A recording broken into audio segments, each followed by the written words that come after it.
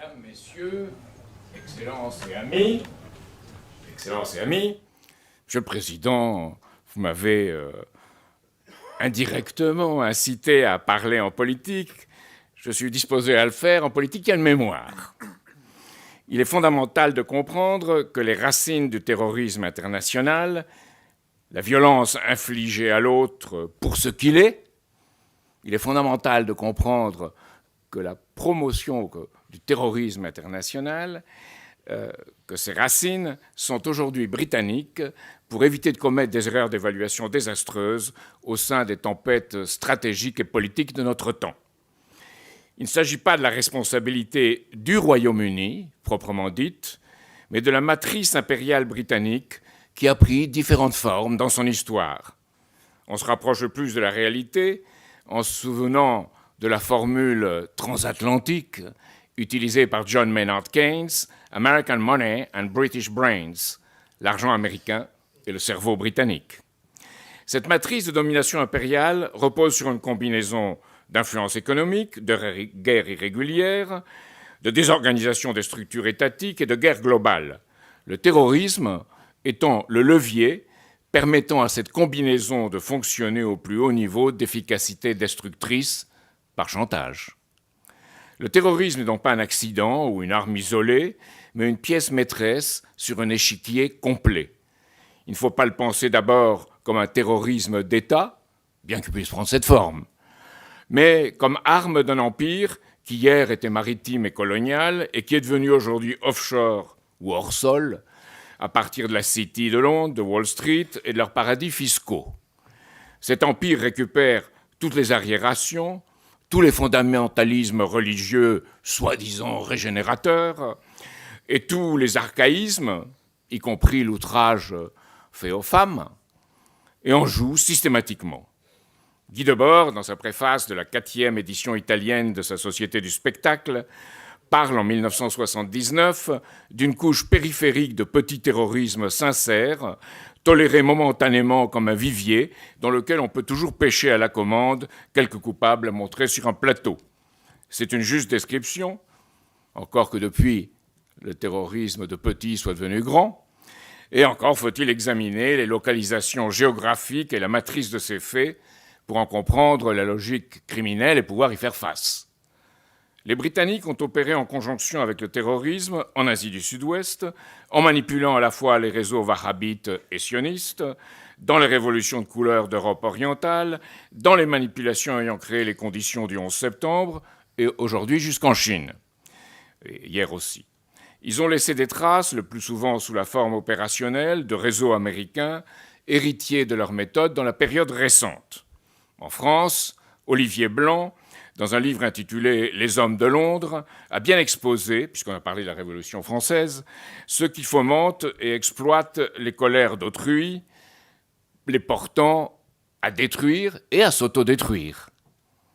C'était au moment de la Révolution française, mais la méthode reste de jeter des fourmis noires humaines contre des fourmis rouges humaines et de contrôler leur opposition.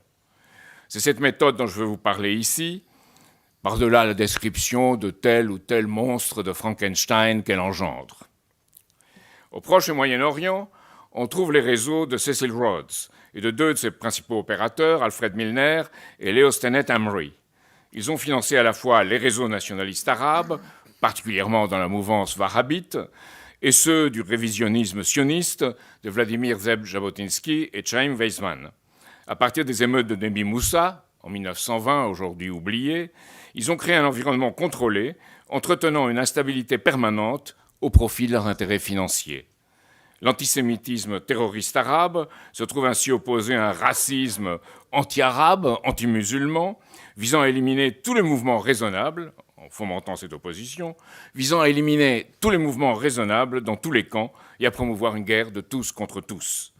C'est après les émeutes de Nebi Moussa que Jabotinsky et Husseini furent promus en héros de leurs communautés respectives, lancées l'une contre l'autre. À noter que le père de Benjamin Netanyahou, Benzion Netanyahou, était le secrétaire personnel de Jabotinsky. Le New York Times du 11 juin 1916 proclamait « Lord Milner veut l'union anglo-américaine ».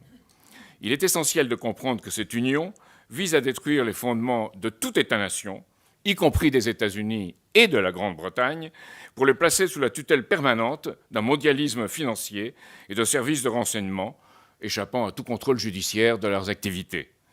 Emory, par exemple, réservait ses plus virulentes critiques à Sumner Welles, le sous-secrétaire d'État de Franklin Delano Roosevelt, qui partageait avec son président le rejet des méthodes de l'Empire britannique.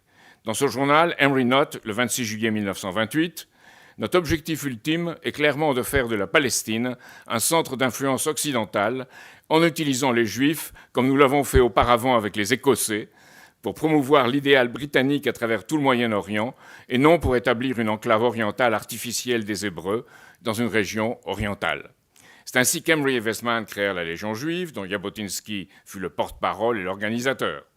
Quant à un autre opérateur sur le terrain, John Henry Patterson, il participa à l'organisation des camps du Bétar en Palestine et dans l'État de New York aux États-Unis. Ce sont ces milieux qui engendrèrent l'Irgun et ses activités terroristes.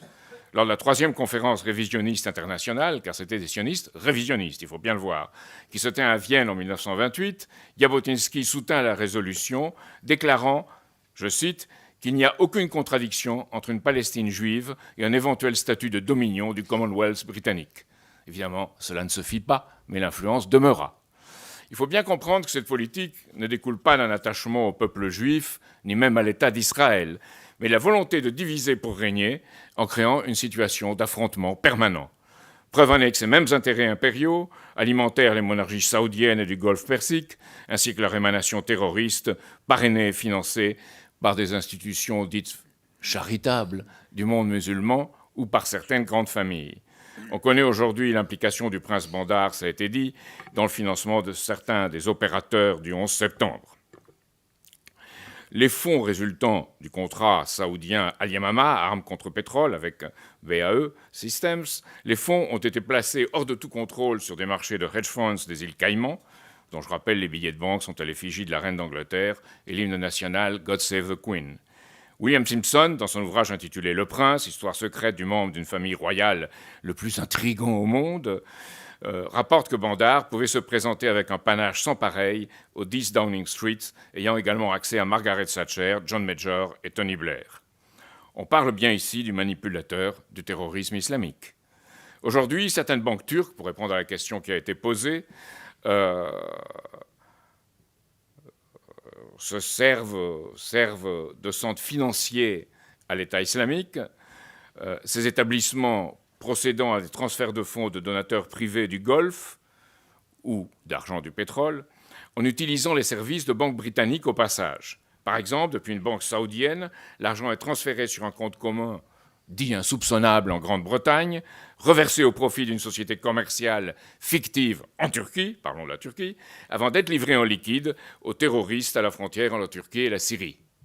Les révolutions de couleur, dégénérant en violence fasciste, dont on a parlé tout à l'heure, comme en Ukraine, s'inspirent des conceptions de Gene Sharp, reprises et appliquées par Adam Roberts et Timothy Garton, tous associés à l'université de Oxford, comme l'était Emory au Balliol College. Le National Endowment for Democracy et l'USAID n'ont fait qu'appliquer ces recettes en faisant de la violence terroriste l'aboutissement de la désobéissance civile. Victoria Nuland, celle qui disait « fuck the European Union », que l'Union européenne aille se faire foutre, finançant et promouvant les terroristes de Maïdan et les terroristes des bataillons de Pravi Sector, n'est que l'héritière de ces vieilles méthodes. L'ambassadeur américain à Moscou, à l'époque, McFaul, a ainsi ouvertement déclaré que ceux qui défendent la souveraineté des États le font avant tout pour préserver l'autocratie, tandis que ceux qui défendent la souveraineté des peuples sont les nouveaux progressistes. McFaul et Susan Wright, ambassadrices américaines auprès des Nations Unies, sont tous deux des Rhodes Scholars et qui ont bien appris leur leçon.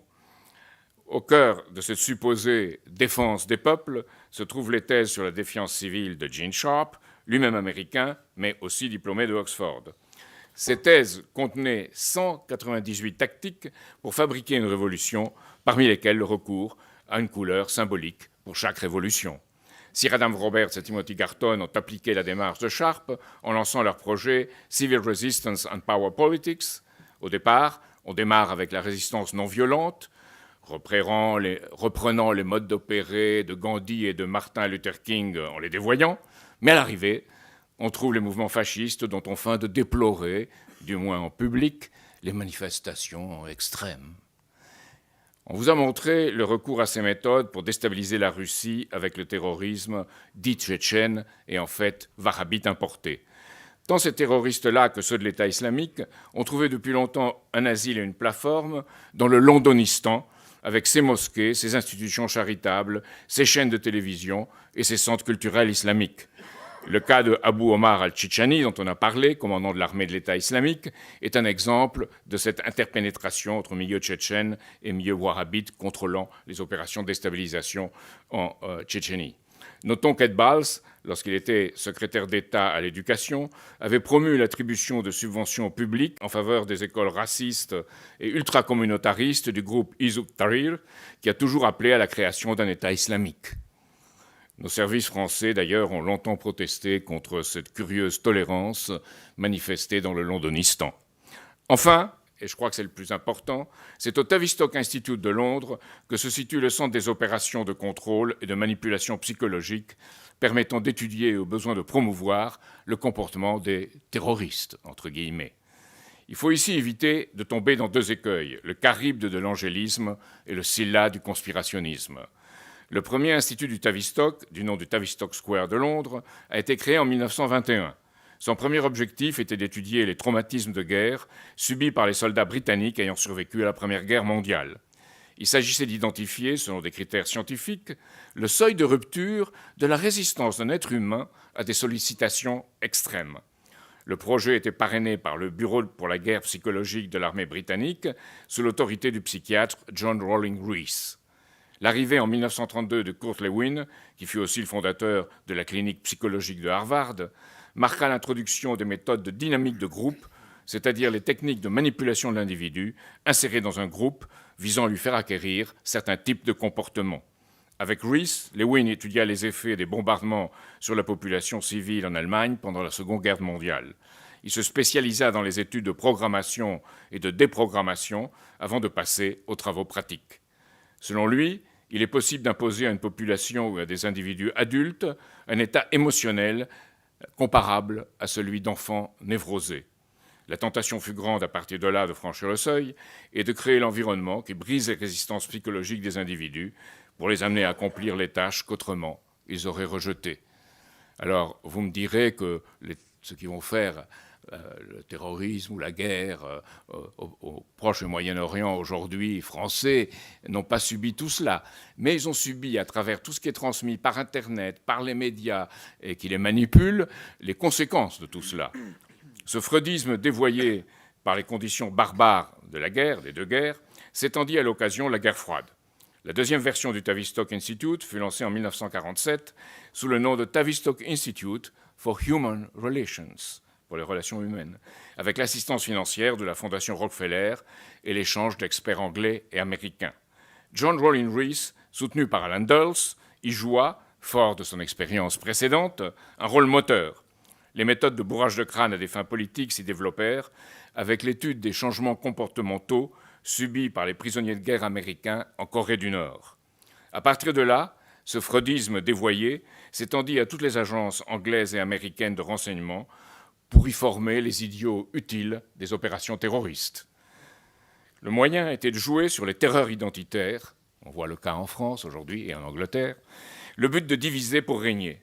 Ainsi, on étudie à la Harvard Psychology Clinic comment créer les conditions pour faire émerger un chef et créer un effet d'accoutumance pour le suivre.